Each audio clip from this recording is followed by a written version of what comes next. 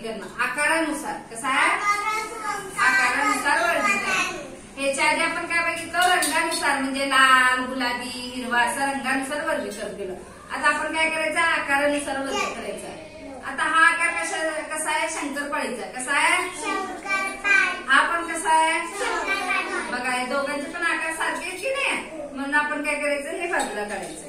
आता हा आकार कसा आहे? चौकोन आहे काय? काय बघा? त्रिकोण. कोणता आहे? हा आकार कोणता आहे? हे पण दोन्ही पण आकार सेम आहेत की नाही, म्हणून हे पण बाजूला काढायचं. आता ह्या बसवा. हा मग हे असं एकत्र काढायचं आपण. हा ह्या आकाराचं असं वेगळं काढायचं. हा बस. आणि ह्या त्रिकोणाच्या आकाराचं हे वेगळं काढायचं. आणि लक्षात आकारानुसार वर्गीकरण. हा हे त्रिकोण आणि हे शंकरपाळी आकार असं तुम्ही पण काढायचं. काय